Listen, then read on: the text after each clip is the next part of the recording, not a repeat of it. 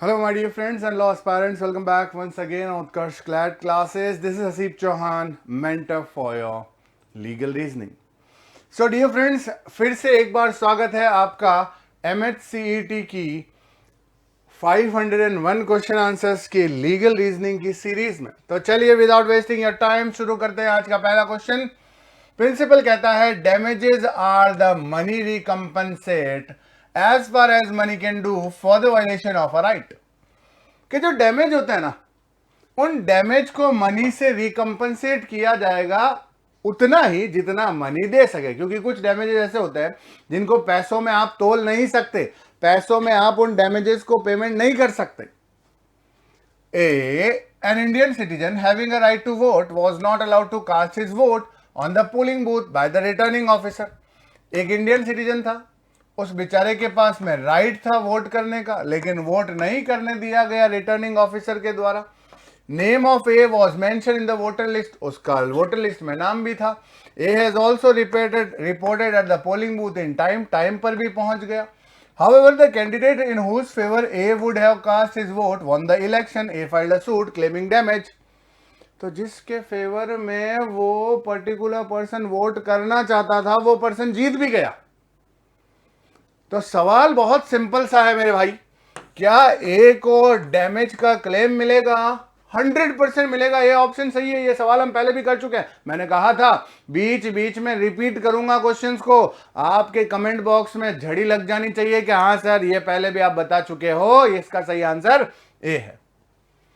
अगला question, when a party to a contract has refused to perform और disabled himself from performing his promise in its entirety, the other party may put an end to the contract.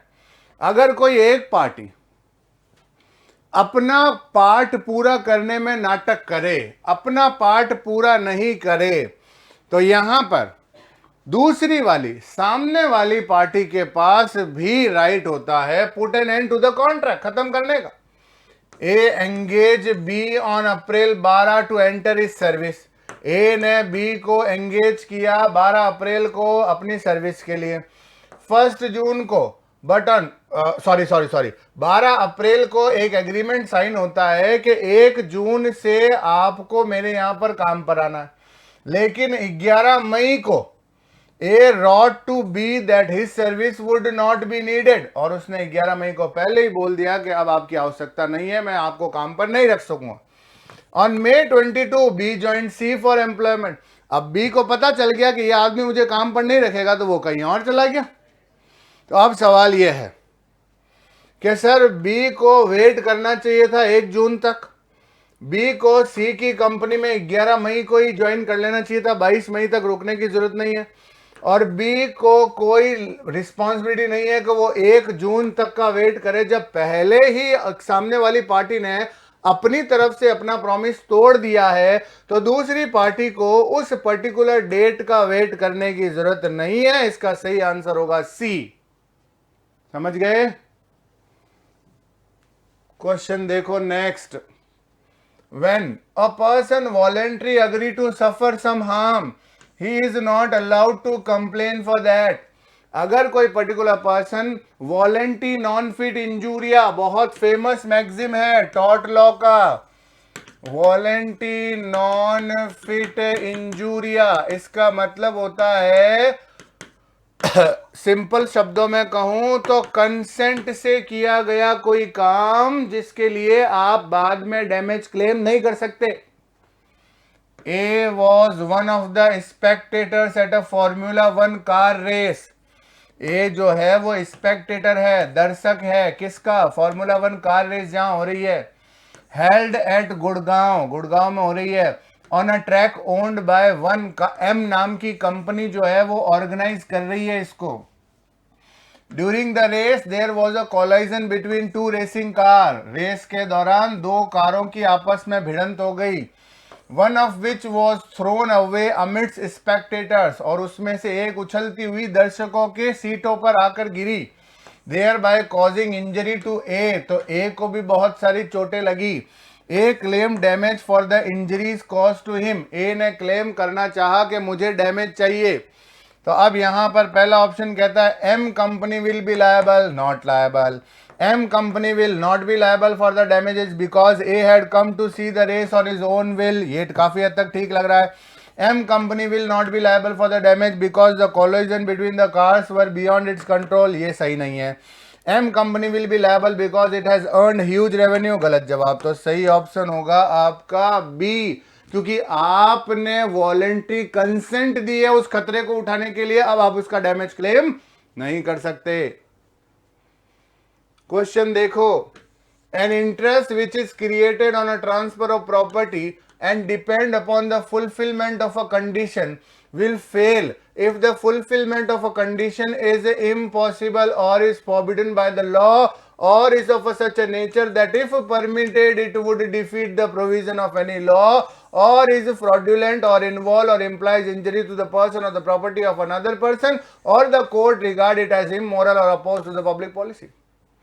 ये कह रहा है अगर कोई particular person कोई contract करता है या प्रॉपर्टी ट्रांसफर करता है और उसके थ्रू उसका इंटरेस्ट क्रिएट होता है और डिपेंड होता है कि प्रॉपर्टी तभी ट्रांसफर होगी जब आप कोई कंडीशन फुलफिल करोगे, लेकिन अगर कंडीशन फुलफिल नहीं हो पाए, क्यों? क्योंकि वो कंडीशन पूरी करना इम्पॉसिबल हो गया, या ऐसी कंडीशन पूरी करना कानून ने मना कर रखा है, या ऐसी कंडीशन को अगर आप पूरा करोगे तो किसी न किसी कानूनी प्रोविजन को बीच में तोड़ दोगे, या फिर वो कंडीशन धोखेबाजी वाली है, या फिर उस कंडीशन में ऐसा कोई पॉइंट है जिससे किसी की पर्सन की प्रॉपर्टी या उस पर्सन को आप इंजरी पहुंचाओगे, या फिर कोर्ट को लगता है कि वो कंडीशन ही सही नहीं है, तो ये कह रहा है ऐसा इंटरेस्ट खत्म हो जाएगा।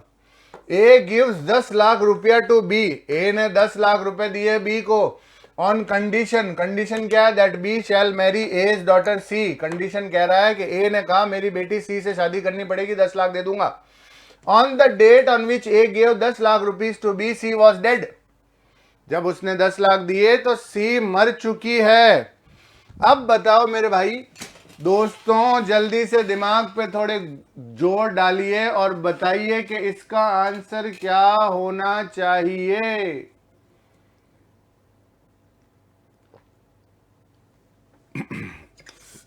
अगर आपको कोई 10 लाख देकर बोल रहा है कि ये कंडीशन पूरी करो, लेकिन वो कंडीशन पूरी करना ही इम्पॉसिबल है, तो उस 10 लाख रुपए में भी आपका कोई हक नहीं रहेगा, आपका इंटरेस्ट खत्म हो जाएगा। हाँ के ना?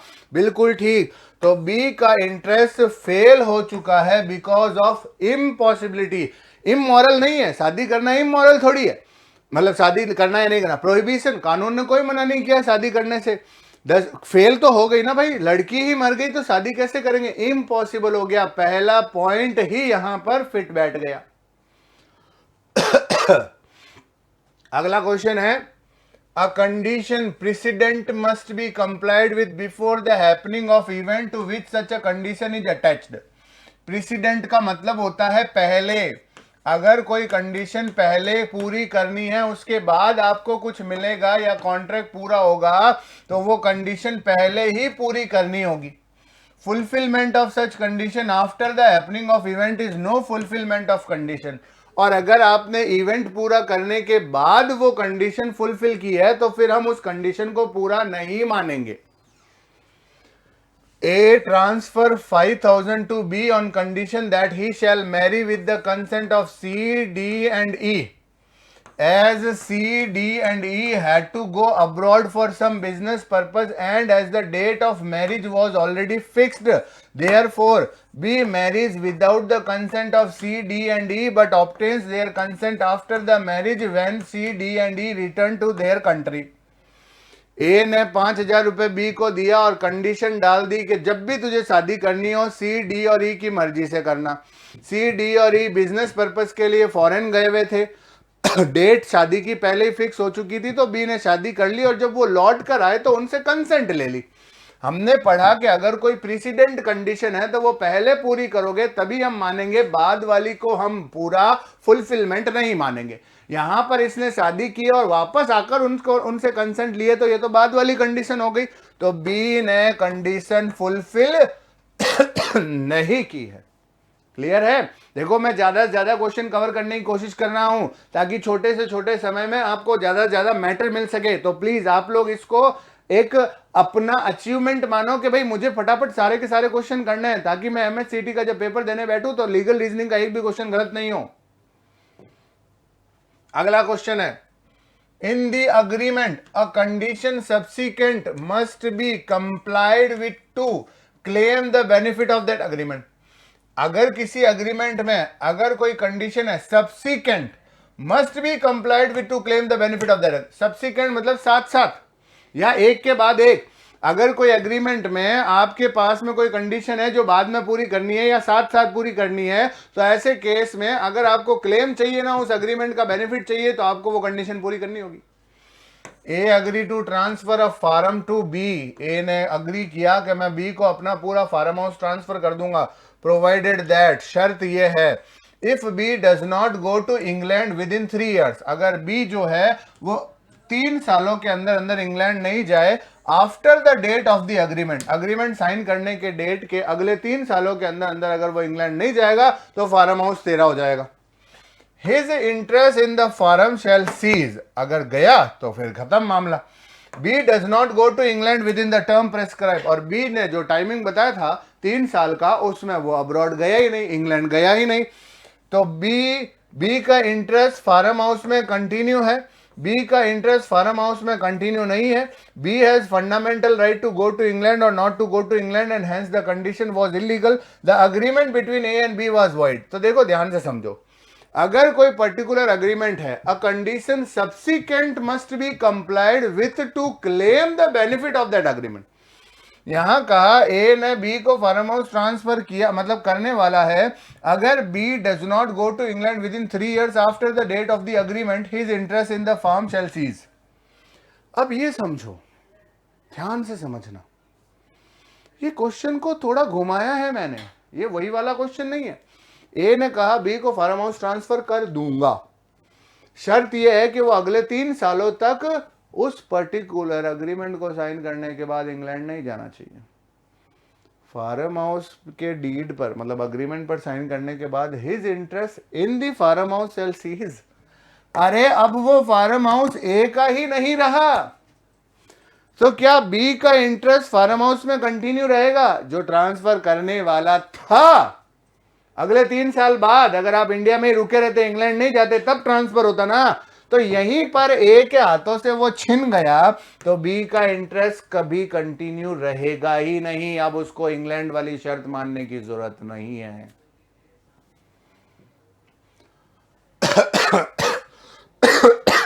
नेक्स्ट क्वेश्चन देखो, existence of all the alleged facts is relevant whether they occurred at the same time and place or at the different time and place. कह रहा जितने भी अलेज्ड फैक्ट्स हैं उस पर्टिकुलर चीज से रिलेटेड, उस केस से रिलेटेड, चाहे वो उसी टाइम पर ऑकर्ड हो, चाहे उसी जगह पर ऑकर्ड हो, चाहे किसी और जगह और किसी और टाइम पर कोई फैक्ट चल रहा है, तो वो भी उस केस से संबंधित माना जाएगा। A permanent resident in foreign country who never visited India. एक नॉन रेजिडेंट है और वो कभी इंडिया नहीं आया, is accused of waging war against the government of India by taking part in an armed insurrections in which property is destroyed, troops are attacked and prisons are broken open। तो ए जो है foreign का रहने वाला है, उसने India के against में वार जो है, इंडिया के अगेंस्ट में लड़ाई के हिस्सेदारी ली है और वो इस तरीके की गतिविधियों में काम लेता था, प्रॉपर्टी को डिस्ट्रॉय करता था, लोगों से हमला करवाता था, अटैक करता था, जेलों से कैदियों को छुड़वा देता था, मतलब इस तरीके की वो सारी एक्टिविटीज में इन्वॉल्व है, लेकिन है कहां का, बाहर रहने वाला, फॉरेन का रहने वाला। अब ध्यान से समझो, the existence of all the above mention alleged fact is relevant 100%। हमने कहा चाहे वो उस जगह पर हो चाहे नहीं हो, किसी और जगह पर भी कोई बात चल रही है ना, अगर उसका संबंध इस क्राइम से है तो हम उसको अलेज्ड फैक्ट, रेलेवेंट फैक्ट मानेंगे। समझ गए। अगला क्वेश्चन है दोस्तों, whoever desires any court to give judgment about any legal right or liability which depend on the existence of those facts which he asserts must prove that these facts exist। जो कोई भी court से ये चाहता है कि वो court उस पर्टिकुलर जजमेंट को दे, किस जजमेंट को, किसी लीगल राइट के जजमेंट से रिलेटेड, लायबिलिटी से related, which depend on the existence of those facts, तो विच ही असर्ट, जो वो मान रहा है कि ये फैक्ट्स हैं, मेरे हिसाब से ये है, तो उसको वो सारे फैक्ट्स प्रूफ करने पड़ेंगे कि वाकई में वो एग्जिस्ट करते हैं। अपनी मनमानियां नहीं चलेगी, अपनी मर्जियां नहीं चलेगी, आपके हिसाब से कोई काम नहीं होगा। A assert that B, C and D have committed an offense of criminal conspiracy and therefore A desire court to give judgment that B, C and D shall be punished for that crime which A says B, C and D have committed.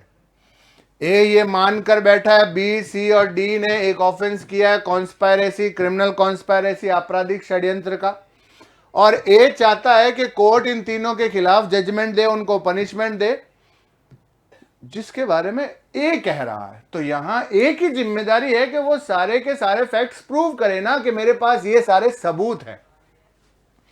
A must prove that B, C and D have committed the crime. बात खत्म हो जाती है यहीं पर। B, सी और D को कोई कमिटमेंट करने की, कोई प्रूफ करने की जरूरत नहीं है, और ना ही ए ये प्रूव करेगा कि वहां पर मौजूद थे वो लोग, और ना ही पुलिस की कोई जिम्मेदारी। जो पर्टिकुलर पर्सन इल्जाम लगा रहा है वो प्रूव करे ना कि मेरे इल्जाम इतने सच्चे हैं।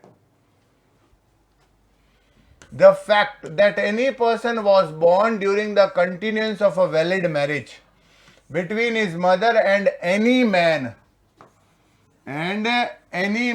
or within 280 days after its dissolution, the mother remaining unmarried shall be conclusive proof that he is the legitimate son of that man, unless it can be shown that the parties to the marriage had no access to each other at any time when he could have been begotten.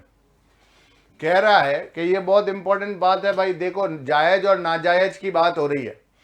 ये fact, कोई भी person born होता है during the continuance of a valid marriage, अगर कोई भी बच्चा पैदा होता है जायज मैरिज में, between his mother and any man का मतलब यहां कोई दूसरे लोग नहीं है, उस हस्बैंड की बात हो रही है, उसके पिताजी की बात हो रही है, और with in 280 days after dissolution, और अगर शादी के 280 दिन बाद डिसोल्यूशन हो जाता है, उसकी शादी टूट जाती है उस लड़की की, द मदर रिमेनिंग अनमैरिड, और 280 दिन तक, शादी टूटने से लेकर 280 दिन तक उस औरत ने किसी और के साथ संबंध नहीं बनाया है, किसी के साथ शादी नहीं की है, शैल बी कंक्लूसिव प्रूफ, तो ये इस बात का सबूत है कि वही आदमी उसका बाप है, जायज बेटा है वो। हालांकि unless it can be shown, लेकिन अगर ये प्रूफ हो जाए, the parties to the marriage के दोनों मियां बीवी, जो भी हस्बैंड वाइफ है, had no access to each other at any time when he could have been begotten, कि जब से शादी हुई है तब से वो एक दूसरे के साथ ही नहीं रहते हैं, एक दूसरे के कोई तरीके का कोई संबंध नहीं बनाया है, तब हम ये मानेंगे कि वो लड़का उस आदमी का नहीं है, या वो बच्चा उस आदमी का नहीं है। X and Y married on January 15, 1995. X और Y जो है उनकी शादी हो जाती है जनवरी 15, 1995 को। Y जो है द वाइफ ऑफ X है, तो X हस्बैंड हो गया और ये हो गई वाइफ। Never left her parental home and never went to her husband home. Y जो है शादी के बाद भी अपने माता पिता के घर को छोड़ा ही नहीं, उसने हमेशा वहीं रही और अपने हस्बैंड के घर कभी आई नहीं। A boy was born to Y on July 15, 1995, और एक बच्चा पैदा होता है वाई को जुलाई 15, 1995 को। सवाल यह है कोर्ट के लिए कि there shall be conclusive proof that the boy is legitimate son of X, there shall be no conclusive proof that the boy is a legitimate son of X, there shall be a conclusive proof that the boy is the illegitimate son of X, there shall be no evidence at all। तो बताइए A, B और C, D का तो option possible ही नहीं है, आप लोगों के लिए पढ़ के ही समझ में आ गया। तो A, B और C में से सबसे परफेक्ट आंसर क्या है? सबसे परफेक्ट आंसर है सर सी, कि वो इलेजिटिमेट सन है, नाजायज बच्चा है एक्स का। क्यों? क्योंकि यहां पर वो लड़की कभी अपने हस्बैंड के घर गई नहीं शादी के बाद, और एक यहां 15 जनवरी से 15 जुलाई काउंट करो तो बेटा जनवरी से फरवरी तो 1 महीना हुआ, फरवरी से मार्च, मार्च से अप्रैल, अप्रैल से मई से जून, जून से जुलाई, कितने महीने हुए? 6 महीने। 3 छंग 18, 180 दिन ही हो रहे। तो यहां पर तो कितने थे? 280 डेज, 280 दिन की बात हुई थी। तो वो अलग रही है 6 महीने तक और अपने हस्बैंड को कभी करीब भी नहीं आने दिया, तो ऐसे केस में वो बच्चा उसका नहीं माना जाएगा। An unlawful interference with a person's use or enjoyment of land or some right over or in connection with it, it is a nuisance in a law of tort. अगर कोई पर्टिकुलर पर्सन की जमीन है, उस पर वो enjoyment कर सकता है, वो उसको जमीन को अपनी मर्जी से यूज कर सकता है, लेकिन अगर आपने अनलॉफुली इंटरफेरेंस किया, उसकी जमीन के साथ छेड़छाड़ किए, मतलब उसका अतिक्रमण कर दिया, उसके जमीन में घुस गए हो, तो ऐसे केस में वो चीज न्यूसेंस है। अंदर चले जाना तो ट्रेसपास में चला जाएगा, लेकिन अगर आप उसको अपने घर में अपनी जमीन पर चैन से नहीं बैठने दे रहे हो, कुछ भी हरकत कर रहे हो, तो वो न्यूसेंस है। During the scarcity of onions, long queue were made outside the defendant's shop, who having a license to sell fruit and vegetable used to sell only 1 kg onion per ration card. जब onions की, कांदा की scarcity हो गई, कमी हो गई, तो एक बहुत लंबी क्यू हो गई है उस डिफेंडेंट की शॉप के बाहर, जिसके पास लाइसेंस था कि वो फ्रूट और वेजिटेबल्स बेच सकता है। और वो क्या कर रहा था? हर एक पर्सन को एक राशन कार्ड पर 1 किलो ही कांदे बेच रहा था। The queue extended on to the highway and also cause some obstruction to the neighbouring shops. अब वो इतनी लंबी हो गई, वो लाइन इतनी लंबी हो गई, हाईवे तक पहुंच गई और आसपास की जो दुकानें थी उसको ऑब्स्ट्रक्ट कर लिया। The neighbouring shopkeeper filed a suit for nuisance against the defendant, which one of the following decision will be correct in this suit. तो जो आसपास के दुकानदार थे उससे चिढ़ने लगे, उन्होंने उसके खिलाफ केस फाइल किया कि इस आदमी की वजह से इतनी भीड़ हो गई है और हमारी दुकानों के आगे न्यूसेंस फैल रहा है। तो यहां पर the defendant is liable for nuisance, the defendant is not liable for nuisance, the defendant is liable under the principle of नहीं, द प्लेंटिफ शुड नो। यहां क्या कह रहा है बेटा? Unlawful interference. तो हमने तो कुछ किया ही नहीं है, उस दुकानदार की बेचारे की क्या गलती? उसके पास लाइसेंस है, कमी है कांदों की, तो वो अपने हिसाब से बेच रहा है। Every agreement in restraint of the marriage of any person other than a minor is void. अगर किसी भी पर्टिकुलर पर्सन के साथ आप एग्रीमेंट करते हो उसकी शादी के खिलाफ, रेस्ट्रेन, उसकी शादी को रोकने का, तो वो वॉइड है, लेकिन हाँ माइनर की शादी को रोकने का एग्रीमेंट वैलिड है। Kadir Khan died in a road accident, 2 co-widows, उसकी 2 विधवा पत्नियां थी, Sultana and Marjina, enter into an agreement that if any of them will remarry would forfeit her right to her share in the deceased husband property. उन दोनों ने मिलकर, इन दोनों लड़कियों ने मिलकर एक अग्रीमेंट किया कि जो कोई भी पहले शादी कर लेगा उस पर्टिकुलर औरत की, अपने कादिर खान मतलब अपने हस्बैंड की प्रॉपर्टी में सारे राइट खत्म हो जाएंगे। So the agreement is void because it was restraint of marriage. The agreement is not void because no restraint was imposed upon either of the 2 widows of remarriage. The restraint was partial, so agreement is valid. None of the above. तो बताइए यहां पर दोनों को शादी करने से रोका गया या नहीं रोका गया? 100% रोका गया है कि भाई तुम शादी करोगी तो तुम्हारी प्रॉपर्टी गई और मैंने शादी की तो मेरी प्रॉपर्टी गई, तो ये अग्रीमेंट वॉइड है क्योंकि ये रेस्ट्रेन ऑफ मैरिज है। क्वेश्चन है, nothing is an offence merely by reason of its being done with the knowledge that it is likely to cause harm if it is be done without any criminal intention to cause harm and in good faith for the purpose of the preventing or avoiding other harm to a person or property. कोई भी कार्य, कोई भी काम offence नहीं कहलाएगा, offence नहीं कहलाएगा अगर हमने जानबूझकर या फिर नॉलेज के साथ ये काम किया है कि हम जो काम कर रहे हैं उससे सामने वाले को नुकसान हो जाएगा, हार्म हो जाएगा, डैमेज हो जाएगा, लेकिन विदाउट एनी क्रिमिनल इंटेंशन, हमने बुरी नीयत से काम नहीं किया है, हमने गुड फेथ में काम किया है ताकि उस सामने वाले को बड़े खतरे से बचाया जा सके, तो ऐसी चीज ऑफेंस नहीं कहलाएगी। Mr Sherman, Italian captain of steam vessel. तो मिस्टर शर्मन कौन है? एक कैप्टन है, किसके? भाप वाले जहाज के। suddenly and without any fault or negligence on his part, find himself near the Kochi coast in such a position that before he can stop his vessel, he must inevitably run down a boat B with 20 or 30 passenger on board. तो Mr Sharman जो है वो steam vessel का captain है। अचानक बिना उसकी गलती, बिना नेग्लिजेंसी के वो अपने आप को इस पर्टिकुलर सिचुएशन में पाता है कि वो कोची बंदरगाह के आसपास है और इस पोजीशन में है कि अगर उसने रोकने की कोशिश भी की ना अपने जहाज को, तो वो उस पर्टिकुलर बोट नंबर बी को, जिसका नाम बोट बी है, उस बोट बी को उड़ा देगा जिसमें कम से कम 20 से 30 पैसेंजर है। Unless he change the course of his vessel, and that by changing his course he must incur risk of running down a boat number C with only 2 passengers on board, which he may possibly clear whether Sherman has committed an offense.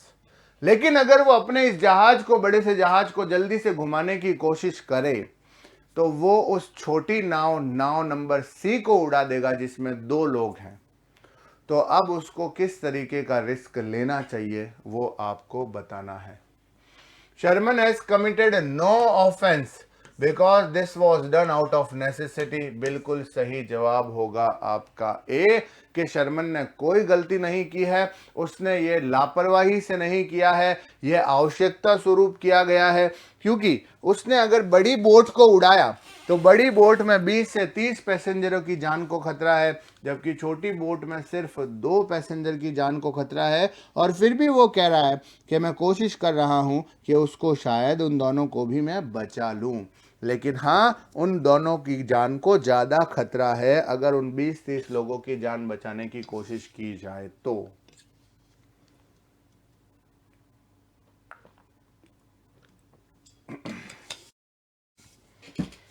Criminal negligence वहां आता है बच्चे जहां पर आप intentionally, जानबूझकर, या फिर यूं समझो कि आपकी लापरवाही की वजह से किसी की जान गई है।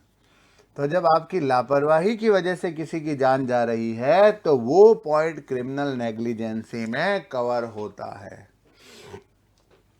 अगर आपकी लापरवाही नहीं थी तो ऐसे केस में वो पॉइंट कवर अप नहीं होता है। क्लियर है? आगे बढ़ सकते हैं, नेक्स्ट क्वेश्चन की तरफ चलें। चलिए अगले क्वेश्चन की तरफ ले चलूं आपको। चलिए आ जाइए। अगला क्वेश्चन है, ओनली द पार्लियामेंट और the state legislature have the authority to enact laws on their own. No law made by state can take away a person's fundamental right. सिर्फ पार्लियामेंट के पास में या फिर स्टेट लेजिस्लेचर के पास में कानून बनाने का ही अधिकार है। कोई भी कानून इस तरीके से नहीं बनाया जाएगा स्टेट के द्वारा, यहां स्टेट राज्य भी है और यहां स्टेट इंडिया भी है, जिसकी वजह से किसी पर्सन के फंडामेंटल राइट्स टेक अवे हो जाए, फंडामेंटल राइट को नुकसान पहुंचे। Parliament enacted a law, parliament ने एक लॉ बनाया, which according to a group of lawyer is violating the fundamental right of traders. तो जो पर्टिकुलर पार्लियामेंट ने ये लॉ बनाया है, तो यहां पर लॉयर्स की ओपिनियन में एक ग्रुप है लॉयर्स का, उन्होंने कहा कि ये बिजनेसमैन लोगों का, ट्रेडर्स जो हैं, जो बिजनेस करते हैं, उन लोगों के फंडामेंटल राइट को अवेक करने की कोशिश है। The group of lawyers filed a writ petition against the parliament for enacting such law and request the court to quash the law and to direct the parliament to make a new law. तो अब उन्होंने एक writ petition file की parliament के खिलाफ और court से ये रिक्वेस्ट की कि नंबर 1, सबसे पहले तो आप इस लॉ को हटाइए, इस लॉ को खत्म कीजिए और पार्लियामेंट को बताइए कि कानून कैसे बनना चाहिए, उनको डायरेक्शन दीजिए। No writ would lie against the parliament as the court has no authority to direct the parliament to enact or re-enact a law. The court can quash the existing law if it is violate fundamental right and can direct to make a new law. The court can quash the existing law if it is violate the fundamental right but cannot direct the parliament to make a new law. C option सही होगा। Court उस particular law को खत्म कर सकता है, court उस law को, ओ सॉरी एक सेकेंड, हाँ सॉरी सॉरी सॉरी, तो यहां पर क्या है, ये वाला पॉइंट है ना, and request the court to quash the law and to direct the parliament, ठीक है। तो यहां पर है पहला पॉइंट है, no writ would lie against the parliament as the court has no authority to direct the parliament to enact or reenact a law. पहला point तो यहीं पर है, सबसे गेम प्लान यहीं पर है कि किसी प्रकार की कोई रिट फाइल नहीं की जाएगी पार्लियामेंट के खिलाफ। कोर्ट के पास ये कोई अथॉरिटी नहीं है कि वो उस पार्लियामेंट को सिखाए कि आपको कैसे डायरेक्शन दे कि ये लॉ बनाना है, ये लॉ नहीं बनाना है। कोर्ट जो है वो किसी पर्टिकुलर लॉ को क्वॉश जरूर कर सकता है अगर उनको लगे कि ये फंडामेंटल राइट के अगेंस्ट जा रहा है, ये मूल सिद्धांतों के, मूल बेसिक प्रिंसिपल्स और बेसिक राइट्स के अगेंस्ट जा रहा है, लेकिन वो उसको डायरेक्शन नहीं दे सकती। A person is said to be of sound mind for the purpose of making a contract if at the time when he makes it he is capable of understanding it and of forming a rational judgment as to its effect upon his interest।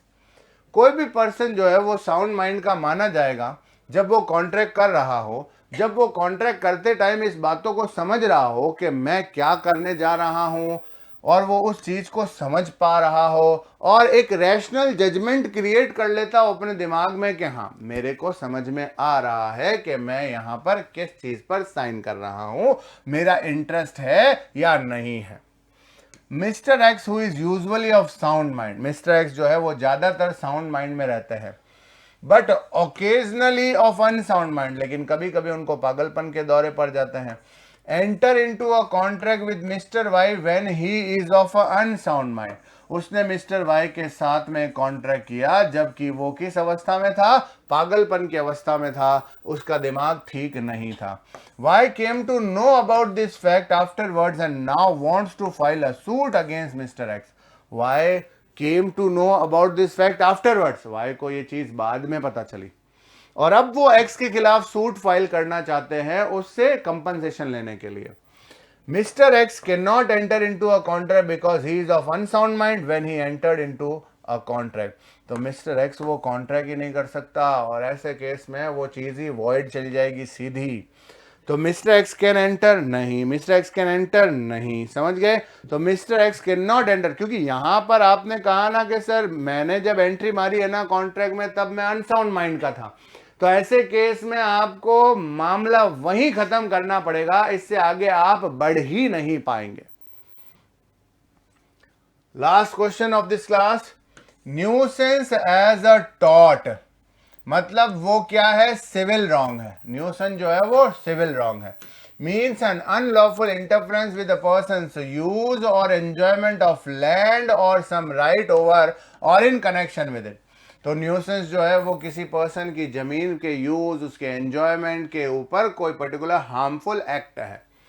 During the scarcity of onions, long queue were made outside the defendant shop, who having a license to sell fruits and vegetables used to sell only 1 kg of onion per ration card. The queue extended onto the highway and also caused some obstruction to the neighboring shops. The neighboring shopkeepers brought an action for nuisance against the defendant. अब आपको लग रहा होगा sir ये repeat किया, जानबूझकर repeat किया बेटा, ताकि मैं भी तो देखूं कि जाने से पहले इस पर्टिकुलर क्वेश्चन का आंसर कौन कौन मेरा दोस्त दे पाता है। क्या डिफेंडेंट लायबल होगा न्यूसेंस के लिए, क्या डिफेंडेंट लायबल नहीं होगा, क्या डिफेंडेंट प्रिंसिपल स्ट्रिक्ट लायबिलिटी, क्या फिर डिफेंडेंट डिक्रीड करेगा इन हिज फेवर। तो बताइए मेरे साथियों, मेरे दोस्तों, क्या होगा इसका सही आंसर।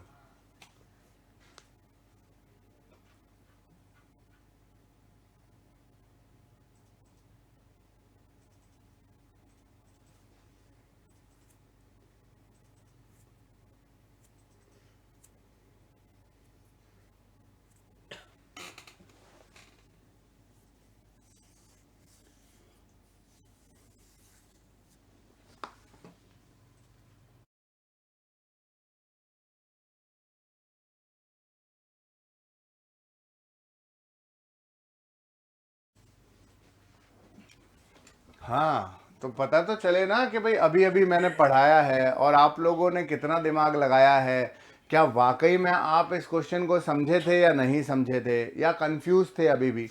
तो देखो ये कह रहा है कि न्यूसेंस का मतलब है अनलॉफुल इंटरफेरेंस। तो सर एक बात बताओ कि जिस पर्टिकुलर शॉपकीपर पर आप केस फाइल करना चाह रहे हो, उसने कौन सा इंटरफेरेंस किया है आपकी जमीन के ऊपर? उसने किस तरीके से आपको डिस्टर्ब किया?